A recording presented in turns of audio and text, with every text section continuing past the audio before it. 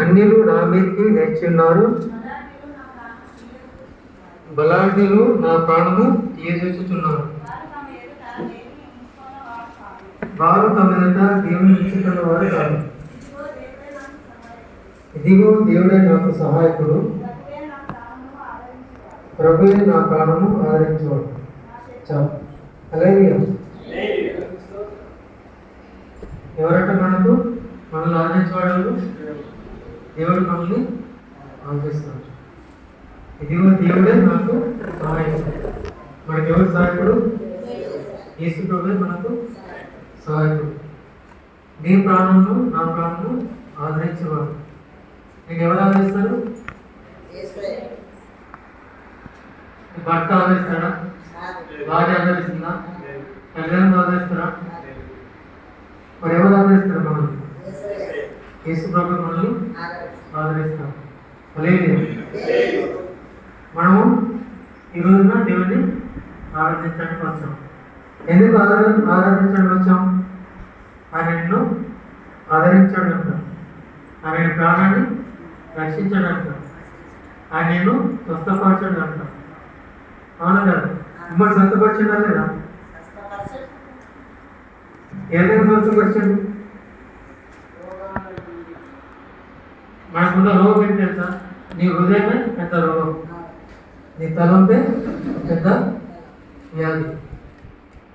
మన హృదయము పెద్ద వ్యాధి. మనం వ్యాధిగ్రస్తున్నాం. మన శారీరకంగా బలహీనతలు రావచ్చు, రాకపోవచ్చు. ఆయన హృదయంలో తలంపు ఉంటుంది, చెడు తలంపు ఉంటుంది, చెడ్డ ఆలోచన ఉంటుంది, చెడు మనస్తత్వం ఉంటుంది. అది మనలో పాపం ఉంటుంది. ఆ పాపము విడిపించేది యేసు ప్రభు ఒక్కటి. మరి యేసు ప్రభు ఏం చేశాడు? శిలువలో ఏం చేశాడు? ఏ విధంగా మరణించాడు? ఎలాగో మరణించాడు? మన పాపాల కోసం సిలువేయబడి దెబ్బల నెత్తి మీద ముళ్ళ కింద కొరడా దెబ్బలు వీపు కింద పడ్డది. చనిపోయిందా? చనిపోయిండు, సమాధి చేసిండు, 3వ రోజుకు సజీవుడు అయ్యిండు. హల్లెలూయా. ఇప్పుడు యేసు ప్రభును బంధించారు. బంధించిన తర్వాత ఏం చేశారు? ఇలా కాబట్టి తీసుకెళ్ళిన తర్వాత అక్కడ ఏం చేశారు? యేసు ప్రభును సిలువ వేయాలి అన్నారు. ఇలా చేశాడు. ఇతని మీద నాకు ఇలాంటి తప్పిదము కనిపించట్లేదు కనుక ఇతన్ని కొరడంతో శిక్షగా తీస్తున్నాను. కానీ యేసు ప్రభు మరి కొడతా బిడ్డం చనిపోయాడు. మరి ఏదైనా కొట్టారని కొడతో మనం ఒక కొరడా దగ్గర కొడితే మనం కిందనే పడిపోతాం. మనం ఎవరైనా కొట్టిరనుకో మనం ఏం చేస్తాం? కింద పడిపోతాం. లేదు, పడిపోతాం. ఆసారి పాడమైనటువంటి యాక్షన్ చేస్తాం. అవును కదా? చిన్నప్పుడు టీచర్ చేసేది తప్పు చేస్తే హోంవర్క్ లేకపోతే కట్టెతోని కొట్టేది. అవును కదా? మరి మిమ్మల్ని కొట్టారు లేదు? చిన్నప్పుడు కొట్టేది ఎవరైనా? మరి యేసు ప్రభు తన వీపు పైన కొడదాన్ని కొట్టాడు. యేసు ప్రభు చనిపోయాడా? చనిపోలేదు. మరి మరలా ఏం చేశారు? తలపైన మొలకేంటి ధరించాడు. చనిపోయాడా? చనిపోలేదు. అతని ముఖం మీద ఉమ్మేశాడు. అతడు అవమానపరచబడ్డాడు. చనిపోయాడా? మనం ఎవరైనా మాట అంటే నన్ను అంత వ్యక్తి అన్నాడు, ఆ మనిషి నన్ను ఎట్లా అన్నా చెప్పి మనం కృంగిపోతాం. ఇలాను లోపడటం లేదు, ఇలాను మరి దుఃఖపరుస్తున్నారు, నన్ను బాధిస్తున్నారు అని దేవుడికి కోపం వచ్చింది. అందుకే వీరిని తుడిచేస్తాను. ఎక్కడ తుడిచేస్తున్నట్టు? ఏమంటున్నాడు? ఆకాశం కింద. ఆకాశం ఎక్కడట? ఆకాశం కింద ఉండకుండా తొడుపు పెట్టి వారి కంటే బలం వల్ల మనం జన్మని చేశాను. ఇప్పుడు ఎవరైనా నేను బలంతో చేస్తా అంటే ఏం చేస్తాం? ఒకటి బలం ఉండాలని మనం ముందుకు సాగుతాం. తక్కువని మనం నెట్టేస్తాం. మానవ సహజం. కానీ మోసే విధంగా లేదు. ప్రభావం వారిని నాశనం చేయదు. నన్ను బహుజనం చేసినా కూడా నాకు వద్దు, ఎందుకంటే ఈ ప్రజలు రక్షించు అని చెప్పి మోసే ప్రజల తరఫున మాట్లాడుతున్నాడు. అంటున్నాడు.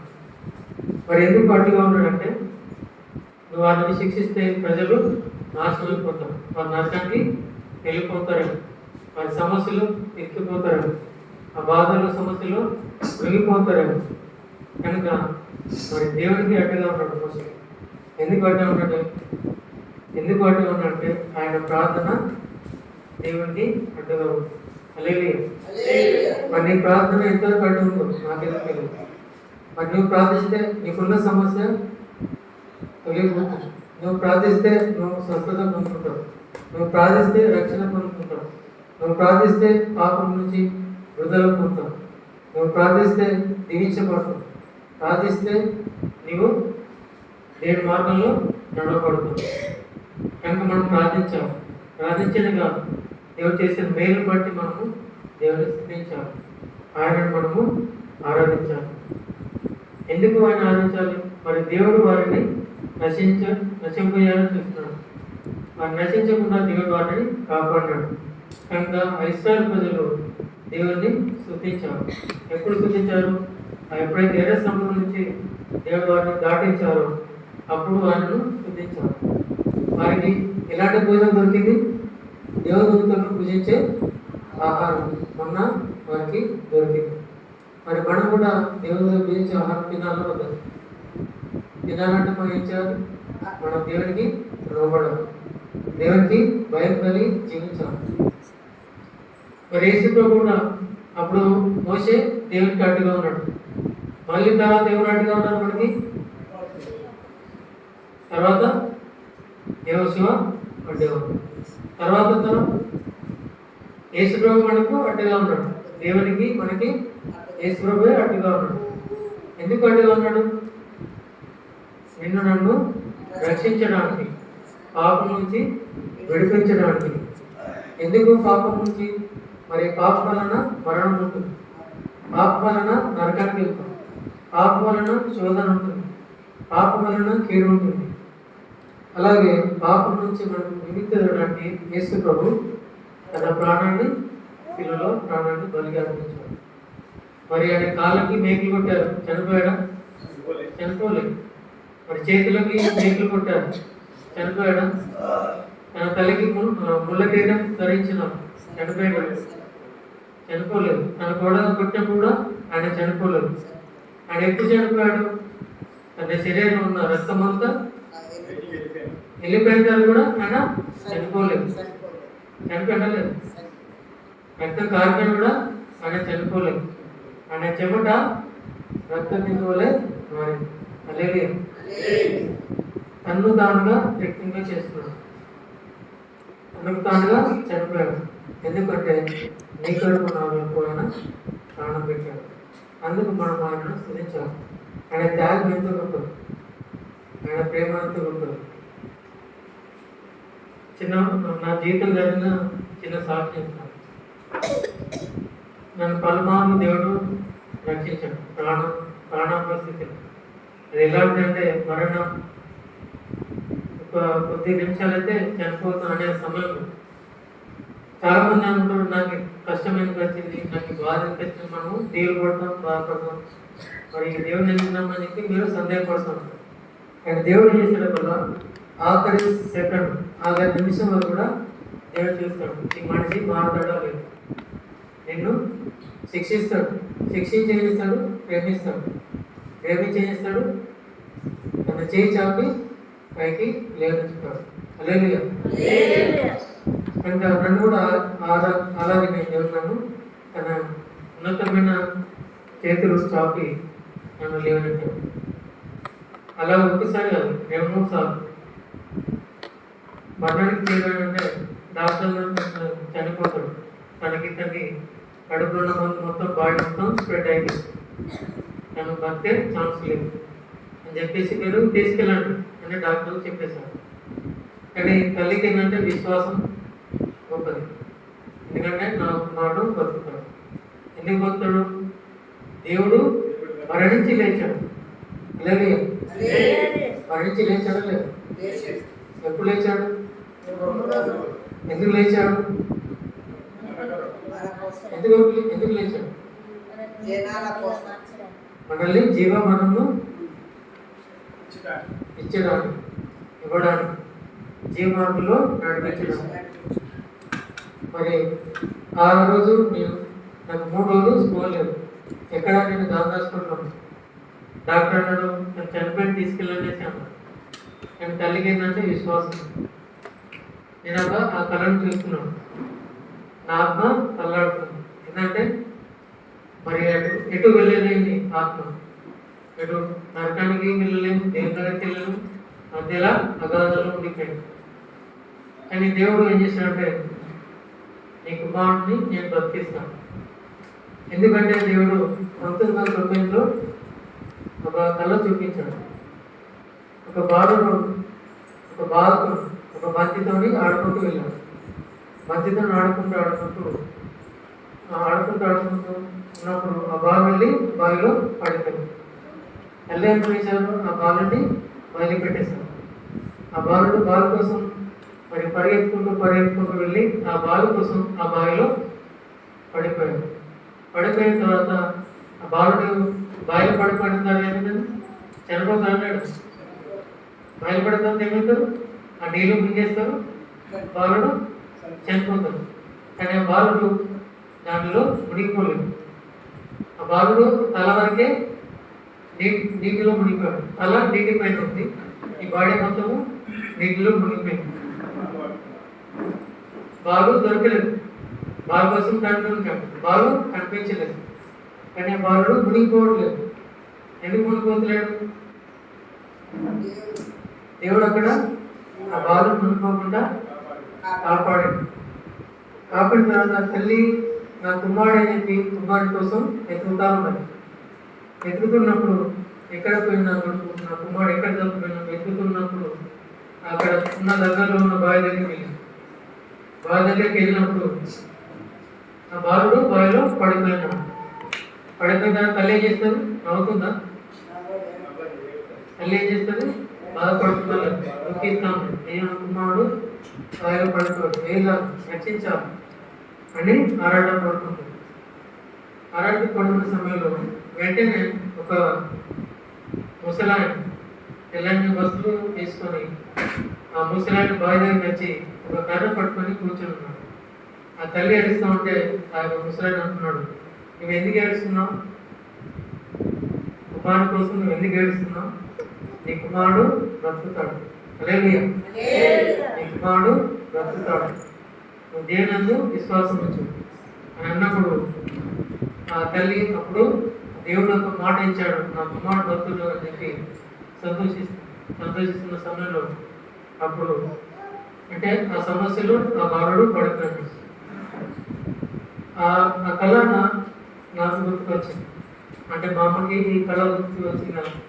ఎప్పుడు చనిపోయిన తర్వాత నాకు గుర్తొచ్చింది. ప్రభావం నువ్వు రక్షిస్తావు కదా, నువ్వు కాపాడుతున్నా అప్పుడు ఆ గుర్తుకొచ్చినప్పుడు దేవుడు తన చేయి చాపి నన్ను లేవనెత్తి ఆ యొక్క తల్లిదండ్రులకి చేస్తున్నాడు. హల్లెలూయా.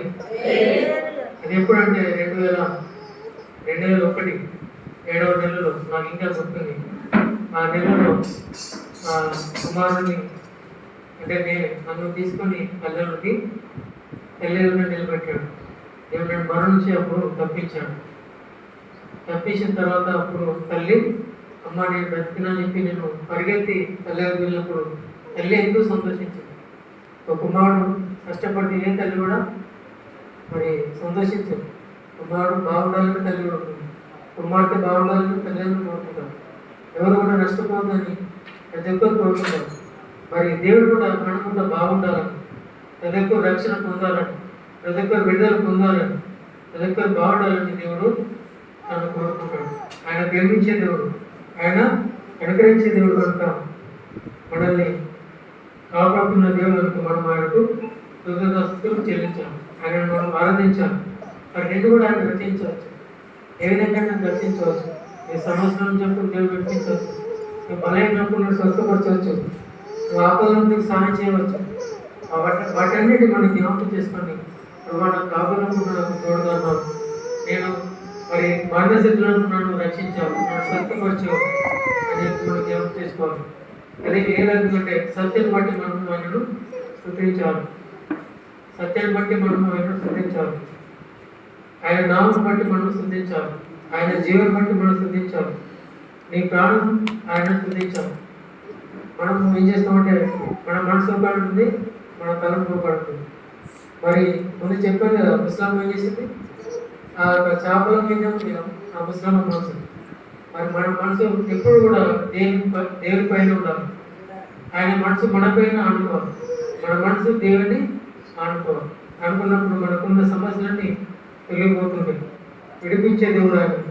మరి బలాఢ్యులు మనం ప్రాణం చేయాలని చూస్తున్నాం కనుక మనము భయపడవద్దు, జడవద్దు, అసలే మనము భయపడవద్దు. మన నోటి మాటలను చెవిని పెట్టాలి. దేవుని యొక్క మాటను మనం ఆలకించాలి. దేవునికి విధేయత కలిగి ఉండాలి. ఆయన ప్రాణం నీ ప్రాణం తీయాలని చేస్తున్న వారు ఏం చేస్తారంటే మన దేవునికి తోడుగా ఉంటారు. దేవునికి తోడుగా లేనప్పుడు నీ ప్రాణము వెళ్ళిపోతుంది. నీ ప్రాణము ఈ లోపల నుంచి నువ్వు వెళ్ళిపోతావు. ఎప్పుడైతే దీనికి హస్తం నీ వైపు ఉంటుందో అప్పుడే నీ ప్రాణం నుంచి విడుదల, రక్షణ దొరుకుతుంది. కనుక దేవుని నామం బట్టి మనము రక్షించబడుతున్నాం. ఆయన నామం బట్టి మనము రక్షించబడుతున్నాం. మన ప్రార్థన లేదు, ఆయన ప్రార్థన ద్వారా మనము రక్షించబడుతున్నాం. మరి అప్పుడు మోసేకు అడ్డుగా ఉన్నాడు. మోసే దేవునికి అడ్డుగా ఉన్నాడు. ఎందుకు అడ్డుగా ఉన్నాడు? ఆయన ప్రార్థన వల్ల దేవుడు మోసేను అడ్డు తొలగించలేకపోయాడు. కనుక మన ప్రార్థన కూడా అడ్డుగా ఉండాలి. ఏ రకంగా అడ్డు ఉండాలి? నీకున్న సమస్యలు కానీ, నీకున్న బాధలు కానీ, నీకున్న వేదనలు కానీ, నీ యొక్క ప్రాణం కానీ, అనారోగ్యం కానీ, ఏలాంటి సమస్యను కూడా ఆ ప్రార్థన మనకు అడ్డుగా ఉంటుంది. అడ్డుగా ఉన్న ప్రార్థన దేవుడు నిన్ను రక్షిస్తాడు. అలాంటి ప్రార్థన మనకు కావాలి. జీవం కలిగిన మరి ఏసే మనం నమ్ముకున్నాక ఆయన మనం సేవించాలి, ఆయన మనం ఆరాధించాలి, ఆయన మనం స్తుతించాలి. అలా మనం స్తుతించాలంటే మొట్టమొదటిగా దేవునికి విధేయత కలిగి ఉండదు. దేవుని నామాన్ని ఉచ్చరించు. దేవుని నామాన్ని బట్టి మనము స్తుతించాలి, ఆయన ఆరాధించాలి. అలా ఆరాధించాలంటే మోకరించి ప్రార్థించాలి. మనం అనేకమైన మాటలు మాట్లాడదాం. దేవునికి ప్రాముఖ్యమైన మాటలే మనము మాట్లాడాలి. ప్రభావం ఏదైనా స్తుతించాలి. నా జీవితంలో ఎన్నో మేలు చేశావు, ఎన్నో గొప్ప అద్భుత ఆశ్చర్యాలు చేస్తున్నాను, ఎన్నో బట్టి నేను స్తుతిస్తున్నాను, నేను ఆరాధిస్తున్నాను. కనుక నువ్వు నాకు ఇచ్చిన ఉచితమైన గొప్ప రక్షణ. ఆయన తన రక్తాన్ని వెలకట్టి మనకు కొన్నాడు. ఆయన ఉచితమైన గొప్ప రక్షణ మనకి ఇచ్చాడు. ఆ రక్షణ బట్టి మనం దేవుని స్తుతించాలి. ఆయన నిన్ను రక్షించాడు, మన నుంచి తప్పించాడు, శాప నుంచి విడిపించాడు, పాప నుంచి విడిపించడానికి మనం ఆయనను స్తుతించాలి. దేవుడు మనకు సంఘం ఇచ్చాడు, సాహసం ఇచ్చాడు. ఆయన స్తుతించడానికి, ఆయన ఆదరించడానికి, ఆయన కనపరచడానికి. కనుక మనం ఆయన ఆదరించాలి. ఆయన మన కనుక ఆయన మనం ఆదరిస్తున్నాడు. ఆయన మనకు సహాయకుడుగా ఉన్నాడు. కనుక ఆయన నామం మనకు ఉత్తమం కనుక ఆయన ఆపద నుంచి మనం విడిపిస్తున్నాడు. మనం ఆయనను స్తుతించాలి. ఏమైనా స్తుతించాలి? సంతోషంగా ఆయన స్తుతించాలి, ఆయన ఆదరించాలి. అలాంటి ఆరాధన చేయడానికి దేవుడు మనకి ఇచ్చిన గొప్ప భాగ్యం ధనాన్ని బట్టి దేవుడు దీనికి ఆరాధించిన అందరి కళ్ళు మూసుకొని మరి ఆరాధించుకుందాం. మన పాపములు, మన దోషములు మనల్ని నిత్య నరకానికి తీసుకువెళ్తాయి అని పరిశుద్ధాత్ముడైనటువంటి దేవుడు ఆ యేసయ్య మరి లోకానికి వచ్చి మన పాపములను, మన దోషములను అన్నిటినీ ఆ కలువరి శిలువలో అన్నిటిని మోసినాడు, భరించినాడు. మనకు రావాల్సినటువంటి శిక్షను ఆయన భరించినాడు. ఆ పరిశుద్ధాత్ముడైనటువంటి యేసయ్యను ఆరాధించడానికి ఈ దినము మనకు గొప్ప తరుణము అనుగ్రహించబడింది. ఈ తరుణం లేక ఎంతమంది మరి నశించిపోయినారు. కానీ నశించిపోతున్న మనల్ని వెతికి రక్షించినటువంటి ఆ యేసయ్య ఈ సమయంలో ఆయనను స్తుతించడానికి మనల్ని బ్రతికించినాడు. ఆ జీవము కలిగిన దేవుణ్ణి ఆరాధించడానికి మనలో జీవమును ఉంచినాడు. మరి ఆయనను స్తుతించుట ఎంత ధన్యం, ఎంత భాగ్యం.